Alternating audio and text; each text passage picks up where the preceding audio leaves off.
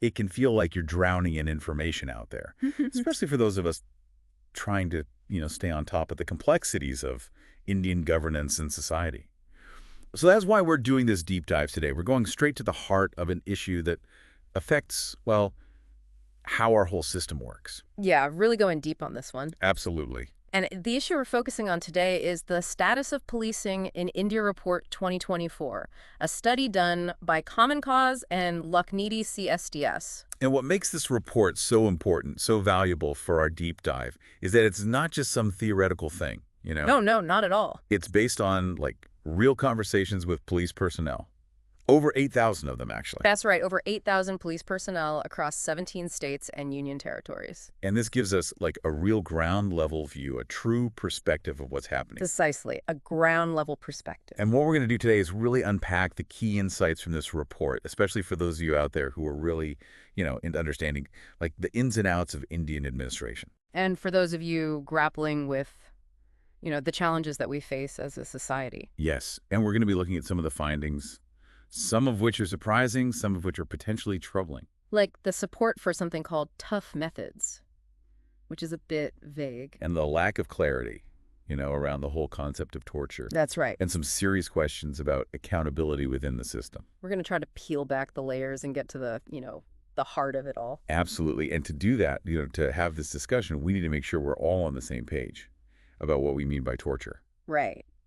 A common understanding. Exactly. And the UN Convention Against Torture from 1984, the UNCAT, it gives us a good framework. It does. It defines torture as the intentional infliction of severe physical or mental pain or suffering inflicted by or at the instigation of a public official for purposes such as punishment, coercion, or discrimination. So that's the benchmark, the international standard. Yeah.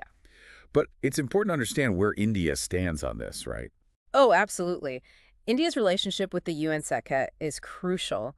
India signed the convention back in 97. Okay. So that basically signals an intention to, stick to those principles. Right, to uphold those principles. And this is a big but India has never actually ratified the convention. So it's not legally binding. It's not legally binding, exactly. So although India has expressed support for the convention, it doesn't actually have the force of law within India. Right. So it's we agree with it in principle, but it's not something we've fully committed to legally. Exactly. And this is really important to keep in mind, right? Oh, absolutely. As we look at the findings of this report. So with that context, the UNCAT not being legally binding, let's dive into what the report found about attitudes and practices within the Indian police force. And one of the things that really jumps out is this figure that 55% of police personnel, they actually said they support using tough methods to make the public afraid. To instill fear. Yeah, that's a pretty striking figure. And the term tough methods, it's pretty ambiguous. Yeah, what does it even mean? Right. That's the key question here. Where's the line? Exactly. Where's the line between what's acceptable in policing and what could be considered torture under the UNCAT definition? This vagueness is a bit worrying, to be honest. Yeah, it creates a sort of gray area, doesn't it? A gray area, exactly. And it might reflect the pressure that the police face, the pressure to keep things in order, often with very limited resources, And limited training and de-escalation, right? Yeah, exactly.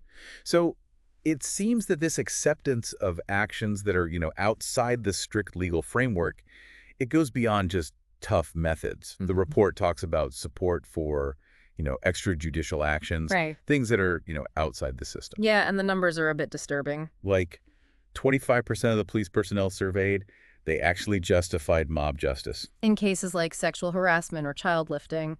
Yeah, and then another 22% said they actually believe in encounter killings. As a better alternative than going through those long, drawn-out legal trials. Yeah. And that suggests, it could suggest a lack of faith in the legal process, or maybe an impatience with it. It's definitely a valid interpretation, but, the report, it's not all one-sided. There's a bit of a contradiction almost. Okay. A good majority, 74% of police personnel, they actually said they support following legal procedures. Even for dangerous criminals. Even when dealing with dangerous criminals, yeah. So it's not like everyone's on the same page. It shows that there are different viewpoints within the police force, and many of them do value due process, following the law. Right, so it's not a uniform, monolithic kind of thing. Exactly. It's complex. It is complex. But even with that, the variations in how they follow basic arrest procedures, that's a bit worrying too, right? Oh, absolutely. And it's particularly important because of this idea of due process, making sure everyone gets a fair legal procedure from the start, from the moment they're arrested. Exactly. So the report asked about compliance with these arrest procedures. Only 41% of police personnel said they always follow them. But then a significant chunk, like 24%, they admitted they rarely or never follow these procedures. So there's a big gap between what they say and what actually happens. A significant gap between the ideal and the reality. Yeah. And that raises concerns about, whether people's rights are really being protected during arrest. That's the key question. And there were some differences between regions, right? Like Kerala, for example, they had a much better record. Oh, absolutely. Kerala had the highest compliance. Like 94% of police personnel there said they always follow those arrest procedures. So it's possible to do it right. Yeah. And it makes you wonder, right? What is it about Kerala? What's different about their policing or maybe about society in Kerala that leads to such high compliance? Yeah, that's something worth looking into. Worth investigating for sure. Absolutely. Now let's get to a sensitive and really important area. The use of what's often called third-degree methods. And the report's findings here, they're pretty stark. They are. They really are. 30% of police personnel, they said they actually justify using these third-degree torture methods in serious cases. And then a further 9% went even further. They said it's justifiable even in petty cases. Which is really alarming. It's very concerning, yes. It suggests that, these practices, which are completely illegal, they become almost normalized. Normalized within a certain section of the police force, for sure. Yeah, and it's a big violation of basic human rights. Absolutely. And it's important to point out that it's not just random people who are affected. It's certain communities who are disproportionately targeted by these illegal practices. Yeah, the report makes it clear that there's a social justice dimension to all of this. It does. The victims of these third-degree methods, they're overwhelmingly from marginalized groups. We're talking about Dalits, Advasis, Muslims, people who are illiterate, people living in slums. So it's not just about torture, it's about systemic inequalities as well. It points to a bias, a prejudice in how these illegal tactics are applied. Exactly. And this, leads us to the issue of custodial deaths, which is, it's a tragic reality.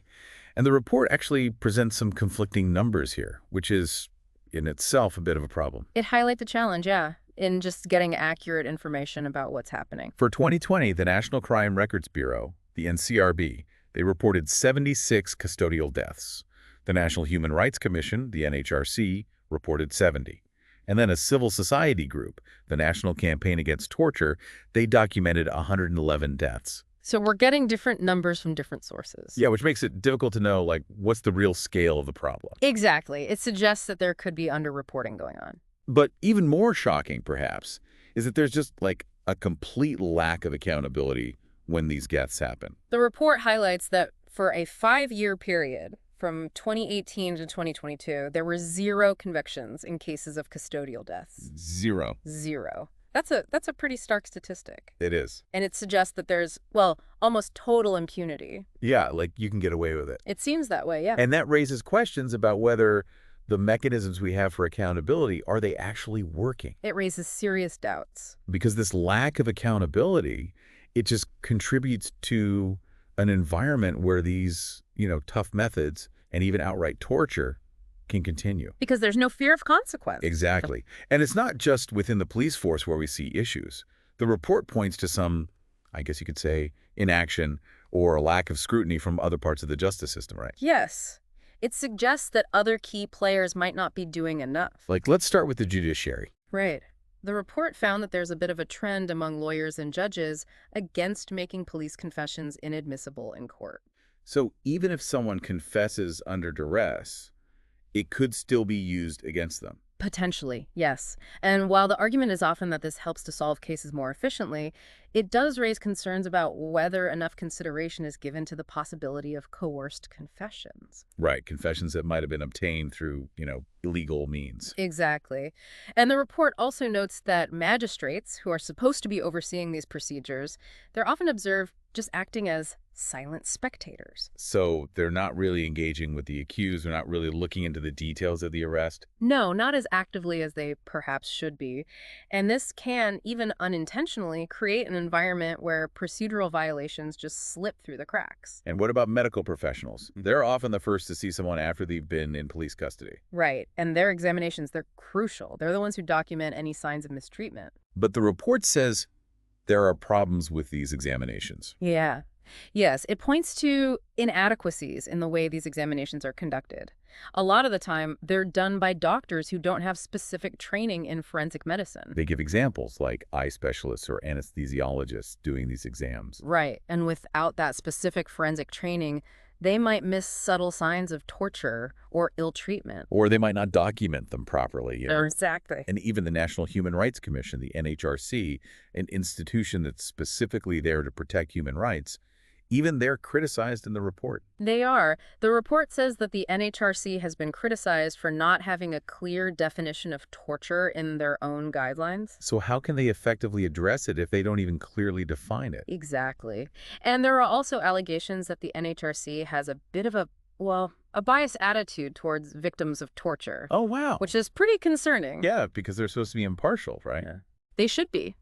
But these allegations suggest that their ability to hold people accountable, to provide redress for victims, it might be compromised. But amidst all this, all these really heavy findings, the report does point to some positive signs. Yes, it does. It suggests that change is possible, and it could come from within the police force itself. And that's important for anyone who's interested in, reform, in making things better. Absolutely. For anyone interested in improving our institutions. And what the report found is that a majority of police personnel, like 79%, they actually favor human rights training. That's encouraging. And 71% support measures to prevent torture. And another 79% say they prefer evidence-based interrogation techniques. So there is an awareness, at least among some, that things need to change. There's a recognition that reform is needed and a desire to adopt methods that are more respectful of human rights, and scientifically sound. Right, so they're not stuck in the past, they're willing to adapt. Yeah, and that's a hopeful sign. It is. Does the report say anything about how this training should be done? How to make it effective? It does touch upon that, yeah. It stresses the importance of going beyond just classroom lectures. Like more hands-on training, maybe. Exactly. It suggests practical scenarios, simulations, that kind of thing. And making human rights a part of everything the police do. Not just a separate module, but integrated into their daily work. Exactly. And it emphasizes that it needs to be an ongoing thing, not just a one-off training session. And that there needs to be monitoring to make sure it's actually working. Right. To make sure it's not just ticking a box. Yeah, it needs to be meaningful. So if there is this, desire for change within the police force, why does this problem of torture and impunity persist? That's the big question, isn't it? And the report actually digs into the deeper structural causes, right? It does. It identifies several factors. One of the big ones is the history of policing in India. It's rooted in the colonial era. So there's this, legacy of control and authority that's hard to shake off. Right. And that can make it hard to shift towards a more community-oriented approach. Where protecting individual rights is paramount. Exactly. Another factor is the lack of accountability. Those mechanisms we talked about earlier that aren't really working. Right. When misconduct goes unpunished, it creates a culture where these things can continue. And then there's the pressure from, politicians and bureaucrats to get quick results in investigations. Which can lead to shortcuts, to taking the easy way out, even if it means breaking the law. And sometimes the police just don't have enough training. Yeah, they might not be fully aware of the law, of the proper procedures. Or how to, handle complex situations. And then sadly, there's also a degree of public tolerance for these extra-legal methods. Because people are frustrated, Yeah. They want justice, and they feel the system is slow. And sometimes that frustration can lead to accepting shortcuts, even if those shortcuts are illegal. It's a complicated picture, but it's important to see all these different pieces. It's complex, but it's also important to remember that this isn't just an Indian problem. Right. The report reminds us that custodial violence and accountability issues, they exist in other countries too. It mentions things like Guantanamo Bay in the U.S., the abuses at Abu Ghraib prison in Iraq. And it points to the human rights records in countries like Russia, China, and Pakistan. So while it's not about minimizing what's happening in India, it's about recognizing that these are global challenges. Exactly. It's a shared problem. And that makes it even more important to find solutions. So what does the report recommend? What's the way forward? Well, it calls for some pretty significant changes. One of the key recommendations is to enact a comprehensive anti-torture law in India. That would align with the UNCS, right? Absolutely. To make it clear that torture is illegal and unacceptable. It also references recommendations made by the Malamath Committee. Which is a group that looked at reforms in the criminal justice system. Right. And they recommended that confessions made to senior police officers, like those of superintendent rank and above, could be admissible in court.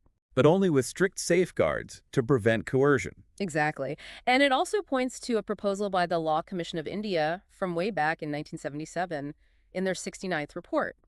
They suggested adding a Section 26A to the Indian Evidence Act, also for similar purposes. Again, with checks and balances to make sure confessions are genuine. Absolutely.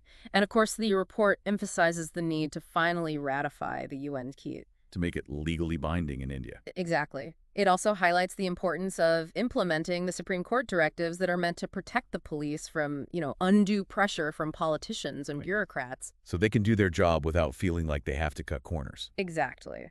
And the ultimate goal is to create a police force that's professional, accountable, and that respects human rights. That's the ideal. That's what we should be striving for. This report really is, it's a sobering read. It is. But it's so important to have this information out there. Absolutely. It highlights a crucial reality that even though India is a democracy, even though we have these constitutional guarantees, torture and impunity are still deeply rooted problems. And it's coming from the police themselves, right? Yeah. These findings are largely based on their experiences, on their perspectives. And for those of you out there who are interested in public service and understanding how governance works in India, this report is, it's essential reading. Especially for UPSC aspirants. Absolutely. For those of you preparing for the UPSC exams, understanding this report, what it says about governance, about human rights, about the reforms that are needed, it's going to be so valuable. It'll help you with your mains answers, and it'll give you a deeper understanding for the prelims, too. We really encourage you to go and read the Indian Express coverage of this report to really delve into it. It'll be beneficial for anyone who's thinking about a career in the bureaucracy.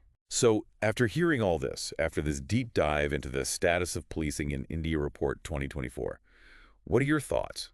What do you think are the most important steps we need to take to create a police force that truly respects rights and is effective? Or how does this, continued problem of torture and impunity, how does it affect the trust between citizens and the state? It's a question worth pondering. If you found this deep dive valuable, please do like, subscribe to our channel, and leave your comments and questions below. Your engagement really helps us to bring you more in-depth analyses of these important issues. And just a reminder, this deep dive was based on the status of policing in India Report 2024, as reported by the Indian Express. So go check it out. Thanks for listening. Thanks for joining us. See you next time.